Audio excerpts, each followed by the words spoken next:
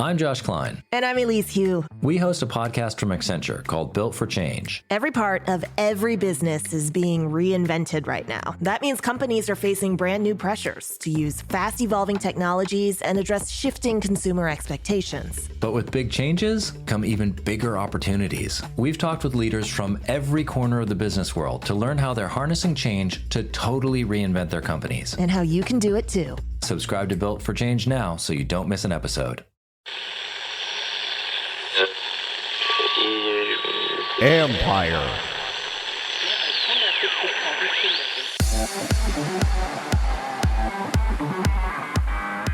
The new social network helps you monetize your brand efficiently. Right? Like you could go to an influencer on TikTok, hey, build your own website and offer a bunch of services, but like they don't have the money to do that. They're not going to be able to, and it's going to be very difficult. So like for us, and if you've had the chance to see some of the the marketing materials that we put together and stuff, it's just quite honestly a very different type of platform. That's Solo Ceesay, co-founder and CEO of Calaxy, a new marketplace for influencers. This is the Future Sport Podcast. I'm Bram Weinstein.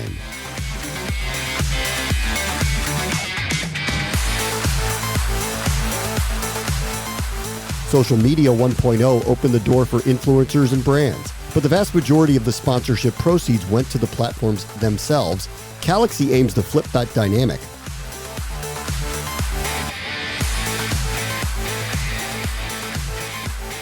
Our guest this week is Solo Ceesay. He's the CEO and the co-founder of Calaxy, which is a next-gen social platform that will redefine the creator-fan relationship. Solo, nice to meet you. Thanks so much for joining us. Thank you for having me. It's a pleasure. All right, tell me a little bit about Calaxy. What is it?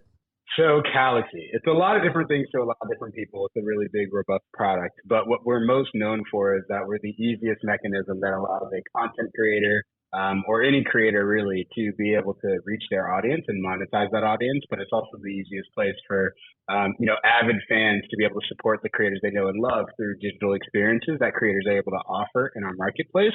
And so these are things like video calls, video messages, exclusive content, NFTs, custom experiences, and more. Really, we're an enhancement or a next generation evolution of what the social media landscape looks like, and where we believe in a world of ownership and content creators be able to own their audiences, and fans be able to own those relationships they have with those creators to be able to, create some of the best experiences of our lives. Okay, so obviously this is extremely crowded space. Twitter X exists, YouTube exists, TikTok exists, Instagram. There are many different ways to have streams on Twitch, whatever it may be. So what separates what you're doing from all of these different places where creators could be?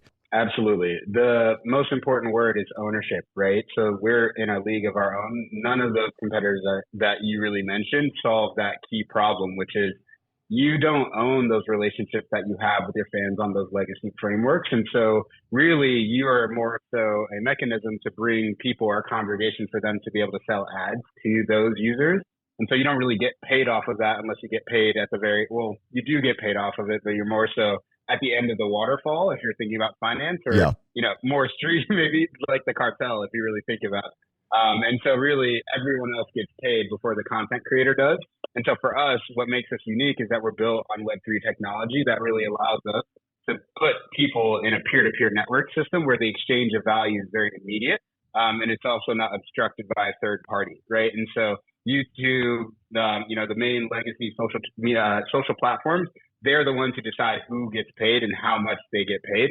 Whereas on our platform, you're very much so able to control that and be able to monetize your audience directly. And so we don't, the previous way that content creators are able to monetize, they usually partner with brands to be able to then show, to advertise or to post on behalf of those brands and then get paid a sum for that. I'm suggesting that, the content creators themselves develop these followings because not because they sell brands to these people, but because they are interesting, they're captivating, they want to see their content. And so we're basically allowing influencers to productize themselves and sell themselves to their fan base in a way that previous legacy social media platforms don't really allow them to. Okay, let me ask you another question about that then. Like any of these people who have a built-in audience that they'd like to monetize, they could have their own personal website. They could have a subscriber-based podcast, video, blog, whatever they want Yep. to do. So again, let's talk about that a little bit. What separates what you're trying to do from what kind of already exists in the marketplace? Absolutely. So there is no place for you to get on a FaceTime call with LeBron James right now easily and get paid by himself. No. But truly though, like we're kind of thinking about it as like a B2B solution for creators who are small businesses. So out of the box, they can do these things, right? Like the robustness of the product that we built is going to be far and above better than 99% of what the creators are going to be able to build on their own if they're going to build personal websites. And then also you don't get the benefit of discoverability by creating an ecosystem where people are coming in and out and be able to discover new things or new creators. You're just forced into pushing people to your own specific website. And so it's really just a reinvention of the way in which social media platforms can monetize networks, period, right? Like we don't want to monetize via shoving ads in people's faces. We want to monetize and align incentives so that when we make money, content creators make a way more equitable share of that. And so again, it's like a very different mindset, right? Like you could go to an influencer on TikTok, hey, build your own website and offer a bunch of services, but like they don't have the money to do that. They're not going to be able to, and it's going to be very difficult. And so like for us, and if you've, had the chance to see some of the, the marketing materials that we put together and stuff, it's just quite honestly a very different type of platform. And you really got to get your hands on it to kind of understand what I'm describing to you. But again, it's really about convenience out of the box. Somebody can create an account within 10 minutes, turn on video calls, video messages, activate a shop and start getting requests and then getting paid instantly, right? Like building a website and all those types of things takes a lot of time. And you can't really monetize those micro interactions on other social platforms unless you're really thinking about maybe OnlyFans or maybe Cameo. Yeah. But again, those are single SKU products. Whereas we're a custom toolkit that allows you to be able to offer a cooking class if you're a celebrity chef, right? Or you can take the video call feature and brand and productize it. And so these are what we call featured experiences. And I said that kind of at the beginning, but to unpack that a bit further, it's allowing you to take the standard products that we've built and custom tailor offer them and experiences to your fan base that might make sense. So if you're Matt James, maybe you're offering, if you're Matt James or The Bachelor, I'm not sure who the current Bachelor is, maybe you're offering one-to-one IRL dinners with whoever the person might be, right? Like this is kind of taking that and really enhancing the marketplace capabilities and widening the breadth of products that could be sold. Okay. So in the end, when you envision this out there, do you envision people scrolling through Calaxy to find the people they like? Is this more just a platform that will make it easier for creators to kind of almost B2B to kind of use it to find their audiences? Like, how do you envision the growth of Calaxy as a whole? Yeah, I mean, I think it's really going to be dependent on what the market reception really is. And so, like I said at the very beginning, Calaxy is a very big product that has a lot of different sort of value propositions to a lot of people. So for us, we took the idea of like a non-custodial wallet for crypto, for people who are familiar with crypto, and that allows you to basically hold your own digital assets. And basically, we thought that this mechanism would be the easiest way to facilitate the payment or the value transfer between a fan and a creator. And hence, that's why we built Calaxy on Web3 rails.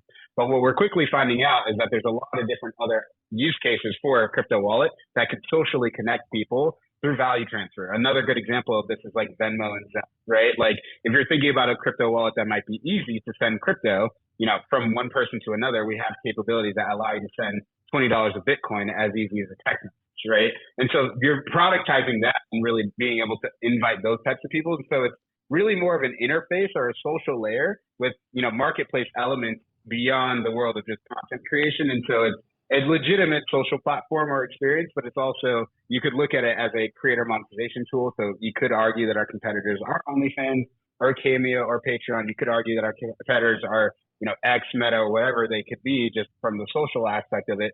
But there are a lot of different nuances about our product that make us quite unique. And then if you're talking about the Web3 degens that are super excited about consumer products, this might be the easiest place for NFTs to have utility. Yeah. You can create social profiles. You can bring your board apes in here, make them your profiles. You can't really do that stuff elsewhere. And so it's really just a holistic ecosystem that puts all those things together. And to your question, what people will know us for will really be what, a good executive team does in really finding product market fit as fast as possible and kind of running in that direction. But it's kind of early to tell in terms of what it does because the app is large. It has 1,500 screens. It's not like, some of the other social apps that you've seen in the past generation that are 50 screens. Like this thing looks and feels like, a legitimate large social platform.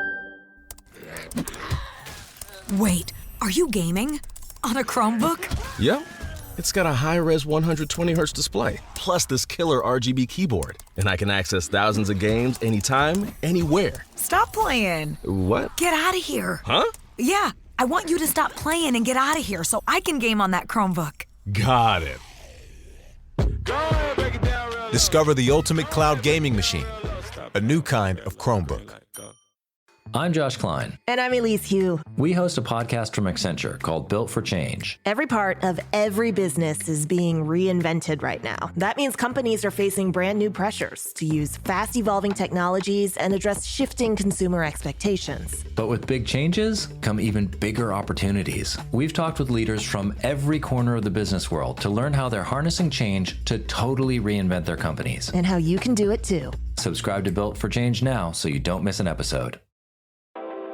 Let's talk about the content that would go on there. Let's take aside something like if they do a cameo or a video call, which I think is going to look, raw and rudimentary. It's supposed to on some level, and maybe just a normal post would look a certain way. But if you are building things like you're going to do a cooking class or LeBron James wants to show you how he has this move, how are you thinking through quality of the content that will be posted that would boost the entire platform and give it more legitimacy? Yeah, so the reality is, and I think there's how do I say this? So I think when you're thinking about the platform, it's also really important to understand how these experiences are facilitated. And so if you see the trailer that we have, a lot of these micro interactions kind of go between the fan and the creator. And those happen in a private one-to-one chat where you're going to get that cameo message. So no one will see that.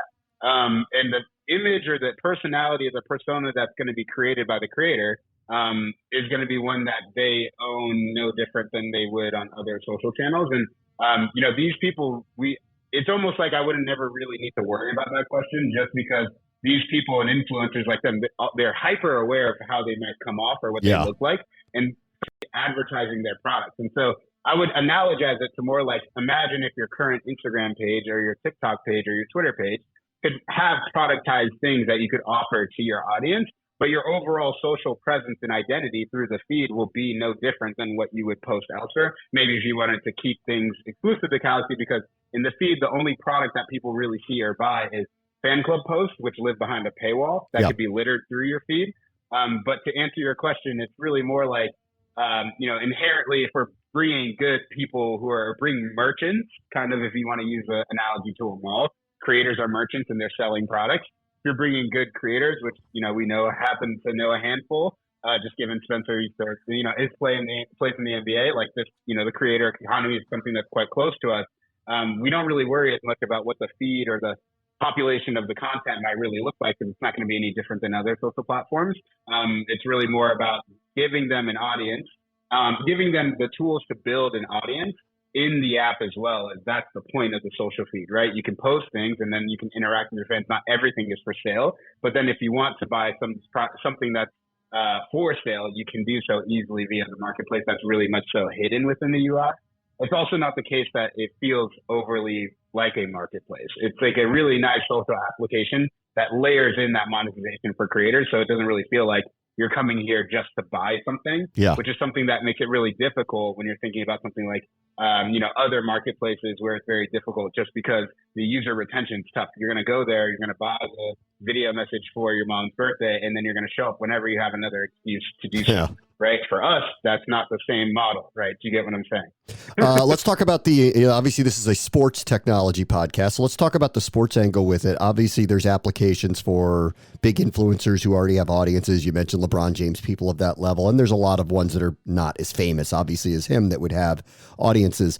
Do you see working with teams? Do you see working with leagues? Do you see working with just the players themselves? How do you kind of envision that materializing? Yeah, absolutely. So the main focus at the moment was, originally just enhancing the peer-to-peer relationship, person to person. So that screened influencer as like the original or the first creator batch. But we're currently exploring and always building more shop tooling that will help other types of influencers, which could be brands, to be able to connect with their fans or connect with their followers or their customers, whatever the word might be, to that community. And so ultimately in the future, we do envision being able to work with not just individual persons, but also brands and entities, and already have in some certain ways. Karate Combat, I'm not sure if you're familiar with them, but they're a combat sports league, really big sports league. They've embraced Web3 technology, and I actually serve as an advisor to them. But we work with them as well, and they're pretty, they're large sports league, got millions of followers across social channels, pretty well known. And being able to add utility to those types of brands and actually add pathways to monetization through their own communities in ways they may not have been able to via social media, is kind of what we're trying to introduce people. Our biggest objective over time is really to convince those types of people, not just persons, but also brands and organizations, that social media can be used when constructed in a way like this to make money, right? It's not just a place to get the word out. Yeah. Because if you're the Washington, Nationals, or you're, the Dallas Cowboys, you're using social media to just get people to see you. Yeah. It doesn't do anything for you. And so back to your, even first question, you're like, well, you can post content on YouTube. Yeah. And what happens when your account's deleted? That's right. What happens? Do you make any money off of it, right? This is ownership. You really get to own your audience in a way. Okay. So your background is in investment banking. You went to Wharton. How'd you land here? What brought you to this path? Yeah. My co-founder, Spencer Dinwiddie, he is like an older brother. So him and my older brother are best friends. And so we've been working together for numerous years. Spencer was the first NBA player to securitize his NBA contract. Yeah. And previously to working at Calaxy, I actually specialized in securitization. So residential mortgage back, commercial mortgage back, index tranches, all crazy derivatives and things like that. I have a pretty robust background in, and I helped serve as an advisor to him when he did that securitization. And that really opened a much bigger door, because on the back of that, we had about $500 million worth of contractual value come in and express interest. A lot of NBA players being, hey, I want to do what Spencer did.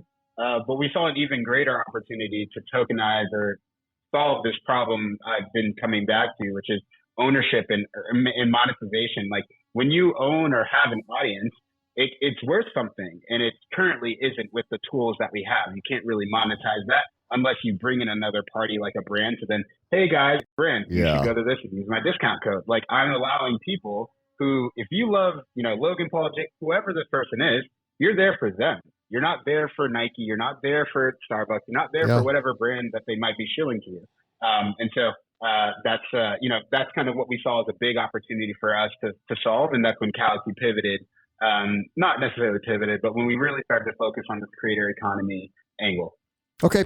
I'll leave you with this. Let's do this again in 3 to 5 years. And I want to ask a very broad question.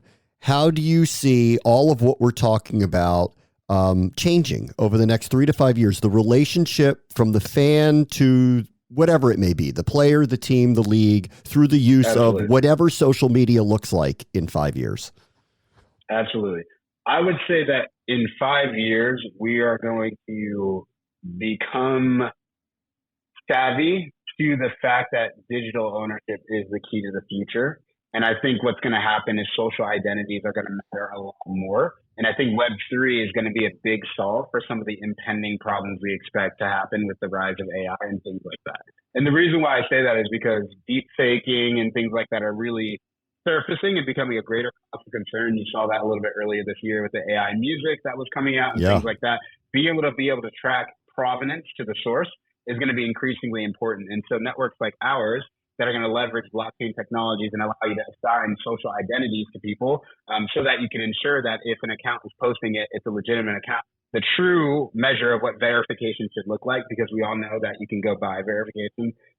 Anyone at this point could buy verification on most social platforms. And so it's not really a signal for, are you the notable person that you say you are? It's really more, are you a person that has a credit card that can enter 16 digits or whatever it is into whatever payment box?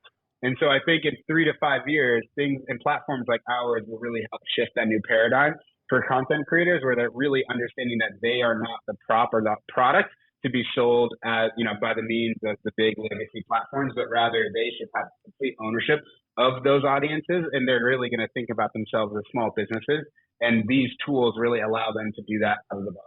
We are in a time of literal legal identity fraud. It's really amazing that it's out there. Exactly. It's crazy. Solo Ceesay is the CEO and the co-founder of Calaxy. Thank you so much for joining us. Thank you for having me. Introducing the latest smartphone with a new design, a new charger, and a virtually unchanged voice assistant. Ugh, they said I was the voice of innovation, but I'm disillusioned with their idea of innovation. That's why I'm telling you to buy professionally refurbished tech from Backmarket and get the same quality devices with the same old me for way less. Shop now on backmarket.com. At KPMG, it's people who make the difference for their clients. With talented teams leveraging the right technology to uncover insights that illuminate opportunity. KPMG advisors embed themselves in their client's business, working together as true team members to help grow and transform their enterprise. Ready to make the difference together? Visit their website at visit.kpmg.us/transformation to learn more.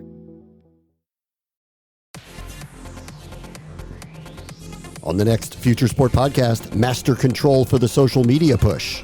But when you think about the example of like parents and kids at camp, or we do a lot of work with races, the ability to basically isolate 10,000 runners that are running in a road race, capture their picture, and with the help of AI, isolate their bib number. That's Mark Keeney, Chief Revenue Officer of Greenfly, who aims to help teams and leagues automate their social media distribution. That will do it for this episode. As always, the future is now. This is the Future Sport Podcast. I'm Bram Weinstein.